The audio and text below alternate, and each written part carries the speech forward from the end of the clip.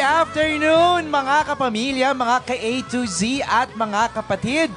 Welcome po sa espesyal na Vloggers Conference ngayong hapon. Tayo po ay napapanood live via ABS-CBN, Dreamscape Entertainment, I Want TFC, ABS-CBN PR, ABS-CBN Star Magic, and TV5 official Facebook pages, and on YouTube via ABS-CBN Entertainment and I Want TFC. Ako po si MJ Felipe, ang inyong makakasama ngayong hapon for this Pamilya Sagrado Vloggers Conference. And I'm sure lahat po tayo ngayon ay excited na sa pinakamalaking teleseryeng hatid sa atin ng ABS-CBN Studios and Dreamscape Entertainment. Napanood na natin ang official trailer last Monday. And doon pa lang, no, bakas na bakas mo na yung napaka-engranding casting ng seryeng ito at yung tatakbuhing storya. Actually po kanina, nagkaroon ng special advance screening ang ilan sa mga vloggers and friends from the press natin at nakapanood po kami ng two days worth ng episodes. Grabe, doon pa lang, packed with so much emotions, drama, at kung ano-ano pa na hahanapin nyo sa isang epic serye. Now, before we move on, meron po tayong mga official hashtags na pwede nyong gamitin para sa inyong mga reactions or questions, no? Please use the hashtag Pamilya Sagrado Vlogcon and hashtag Pamilya Sagrado. Ayan, para makita namin ang inyong mga reactions sa magiging kwentuhan natin ngayong hapon. At hindi ko na po patatagalin pa, tawagin na natin the lead star of Pamilya Sagrado. I think this is his biggest talaga. Grabe. Kakaiba. The one and only Mr. Piolo Pascual. Sa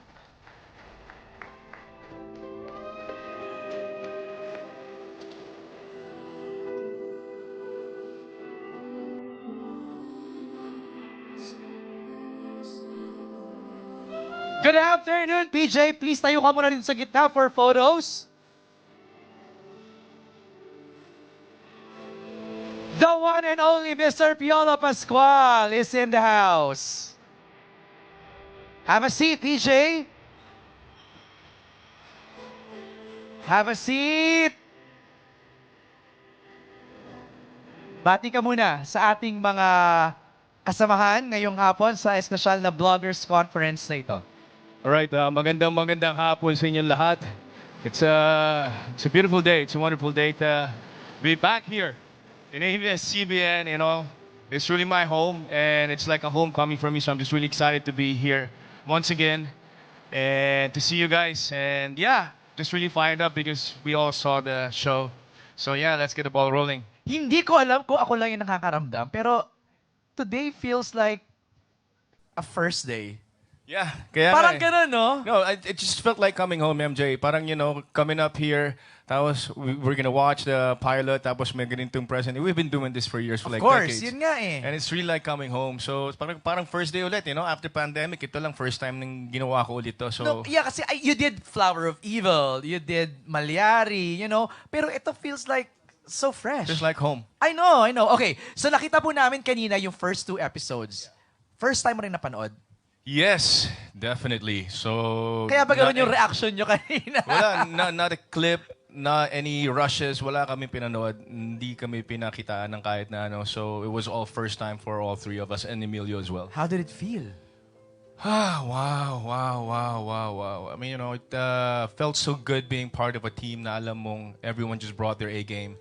And from the story, from the time that it all started, with Tita Cory wanting to do this kind of project, with Tito Deo pitching it to me after I did the last day of Ibarra last year. And then I jumped to Sagrado right away, and having a great cast, a great production team, directors. Sabi ko, wow, iba talaga gumawa ABS. Yung ang sarap ng pakiramdam na it's not about you, but it's about the whole concept of coming up with something original. Something na masasabi mo na came out of nothing, came out of nowhere, but here we are working hand in hand to come up with something hopefully something great that people will enjoy watching. Gets kita dun, yung sinabi mong so original.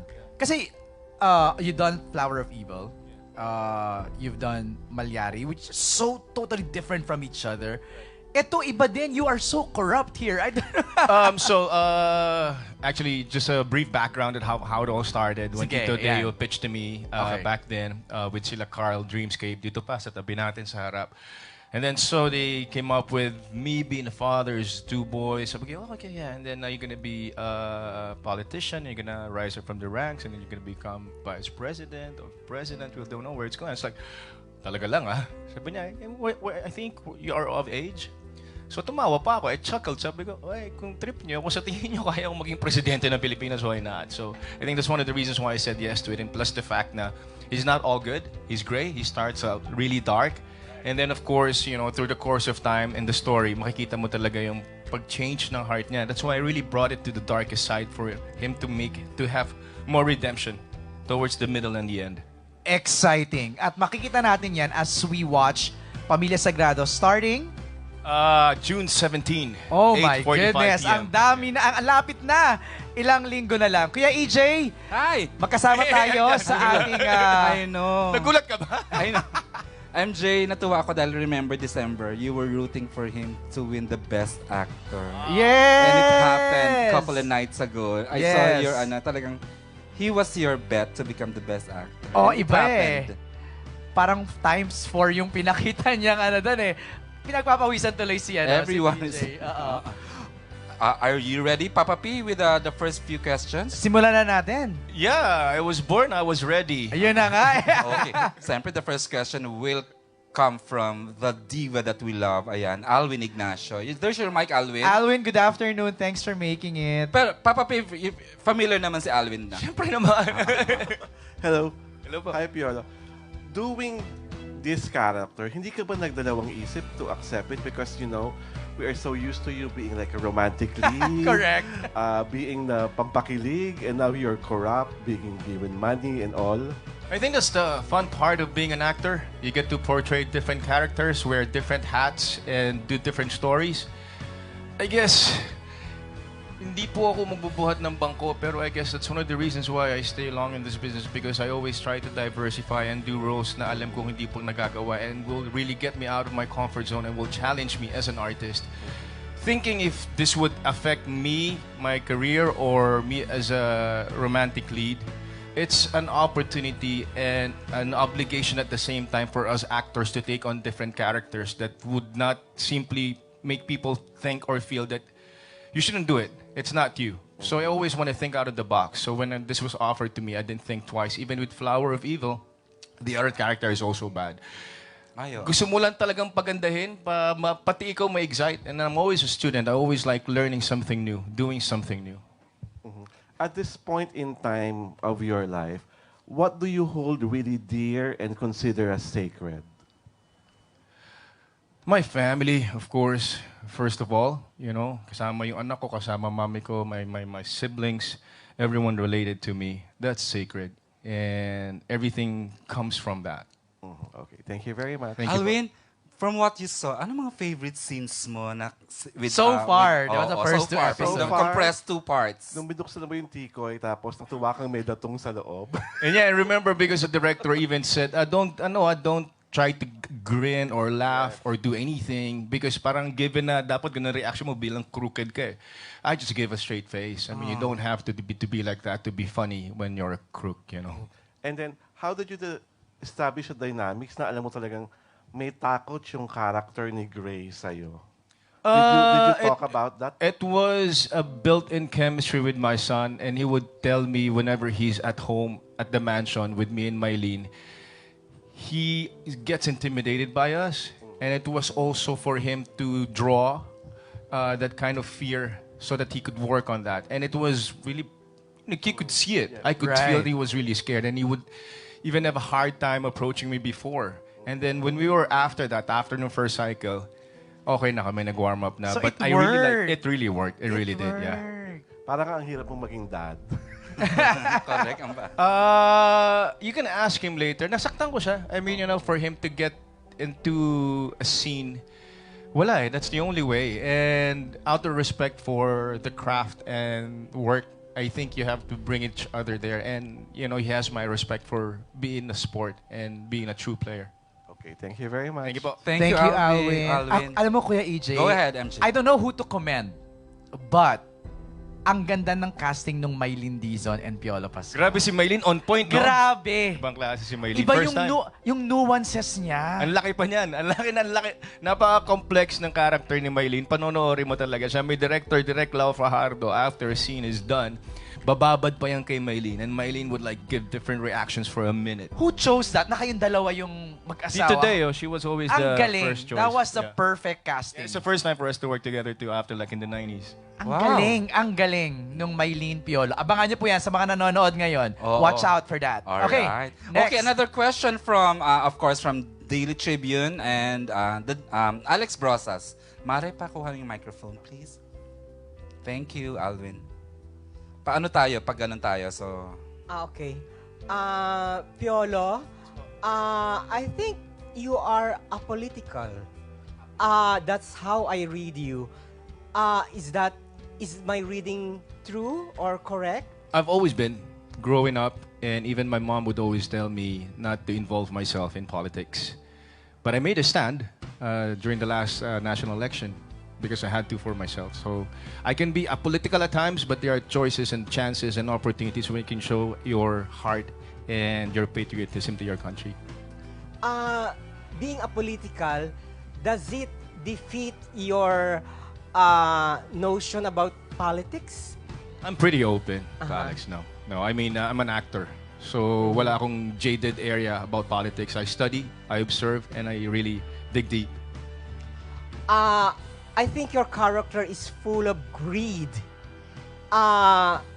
What exactly is your character greedy about? Money, fame, power? All of the above. actually, Talaga? Opo. If you were to choose from all of the above choices, which will you choose? As a character, for the character of Sagrado, he'd choose power. Power can encompass everything. As an actor of late, you were winning awards left and right. What remains unfulfilled? These are all just blessings that you don't expect. You don't ask for these, and then it comes along. You know, you take it for what it is, and you accept it, and you carry on and you move on. You don't dwell because every day is a new day. And as always, as what they say, you're only as good as your last project. So, di ba? Salamat po, and then move on, trabaho ulit. Ganun lang po. For my last question, ano yung hindi na ituro sa'yo ng iyong character? Ano ang hindi na ituro sa akin ng character ko? Maganda kasi yung journey niya to, Alex eh. Nagja-journey pa rin siya eh. Ang ganda ng mga realizations, ng mga learnings ng character ni Rafael Sagrado.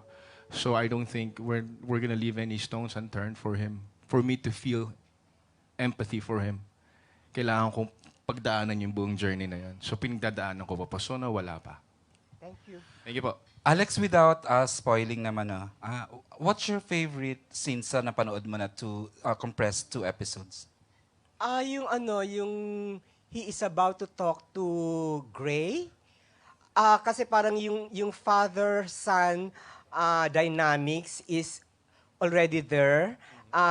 Parang all fathers can and will relate to that. And that's something very Pinoy. Thank you, Alex. Saka dito sa serye na to, napansin ko, I don't know, I know if it's just me, pero parang mas hindi pilit na tatay ka. Ito nga eh, nabudol ako eh. Bakit? Ang cute. Share. So, pumayag ako, di ba? Oo. Kylie Chari, kasama ko sa The Right. Shooting kami buong taon last year, 19 years old lang.